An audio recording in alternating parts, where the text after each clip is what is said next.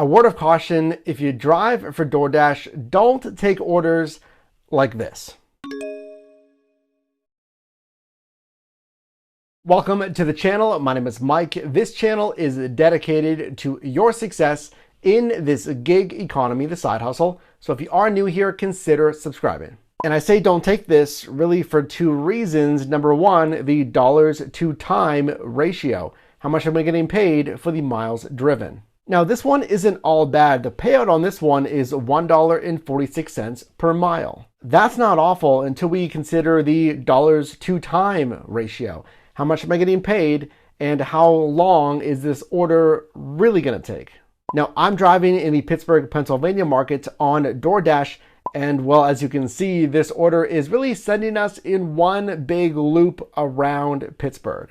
Now maybe you can find some kind of shortcut, but really this order for that dollars to mile ratio and the dollars to time ratio, this one I would decline. So for your next shift, if you get orders like this that has a decent dollars to mile ratio, the pay seems pretty good. I want you to also consider, well, in actuality, how easy is this order? How far is it going to really take me? How much time is it actually going to take me? And where is it finishing?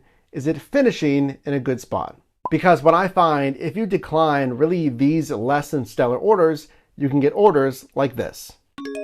This order from Milky Way, it's $8, but I mean, come on, it's 306 yards for the entire delivery. So yes, it's not paying the $11 that we just saw, but when it comes to your vehicle, really your most prized asset, it's going to be what, 306 yards driven on your vehicle. You're going to get the $8, hopefully maybe additional tip later, and then you'll be on the road again, ready for another order.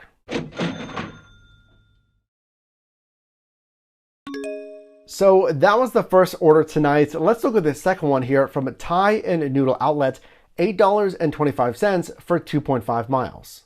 So whenever you're driving, especially let's say here in Pittsburgh, positioning is proving itself to be very important. Now I'm actually visiting here in Pittsburgh for a couple of weeks, and I'm visiting from San Diego, and the strategies between these two marketplaces are a little bit different. Now for this order, because positioning is very key, we really have a tight area to drive in. It's not as expansive as San Diego. We want these orders to not only be a pickup in a dense area, but of course the drop off in a dense area. Because at least here in Pittsburgh, and let me know down below in the comments if you feel the same way, but it can quickly take you into a very rural area, and I can tell you, you're really not going to get many orders, let's say 10-15 minutes outside of those busy areas. And more proof why it's so important to not only park, sit, and wait in busy, dense areas, but to finish orders near dense areas, especially in smaller or medium-sized marketplaces like here in Pittsburgh. This one, Piatta Italian street food for $10 for a fantastic dollars to mile ratio for just 1.7 miles. This checks both boxes, a pickup in a busy area, a drop-off really right in that busy area because of the short miles, a strong dollars to mile ratio, and a strong dollars to time ratio. And really a validation of yes, you're in a busy area is if you get this, stacked orders. When considering a stacked order, the number one place I want you to look, of course, after the pay, is the additional miles. This one, same restaurant for an additional 6 miles for just an additional half mile. I want you to think about how these stacked orders are assigned. Stacked orders, of course, it's multiple assignments. Like this one, it's 2 orders, but for 1 driver. So when would you get a stacked order to begin with? Well, DoorDash is really considering 2 things. It's, do we have that many orders that we really need to push out orders to drivers? And number 2, efficiency. It's typically or ideally going to be from the same restaurant, as we can see on this order from Piatta. So when those 2 criteria are met, number 1, a ton of orders from ideally the same restaurant, and number 2, efficiency, having a driver that's already headed to that restaurant, that's when DoorDash may consider sending out a stacked order.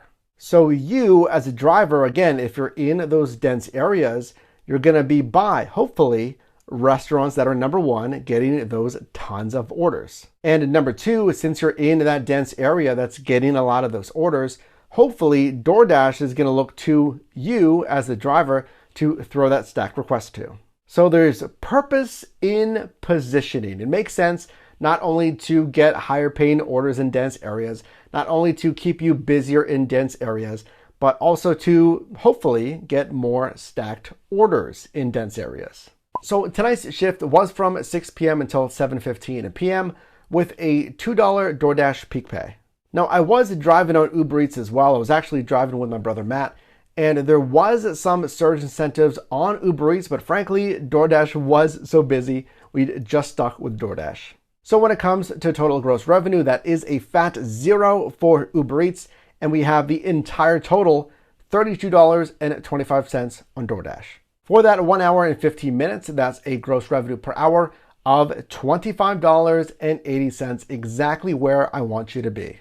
During this time, again, in a testament to how busy it was, we squeezed in 4 deliveries, received 4 tips with an average a little bit lower, $3.31. Total business miles being in that central Pittsburgh, Oakland marketplace kept our business miles low, 9.2 business miles, and a very strong payout, $3.51 payout per mile. Based on those business miles, we get a tax deduction of $5.29. So the takeaways here, number one, of course, is that market knowledge, knowing when, where, and how to drive. Number two, like I mentioned, being in those dense marketplaces. But number three, it's knowing which dense marketplaces to drive in to hopefully set yourself up for stacked orders as well, so you can really just fit as many deliveries as you can in that short shift. So let me know down below in the comments, on your shorter shifts, what are you averaging per hour? And are you driving on DoorDash? Are you driving on Uber Eats or another app? And if you got value in this video, definitely drop me a like. And you can also click or tap the screen now for my most recent video, as well as a video recommended for you. And I'll see you in the next one.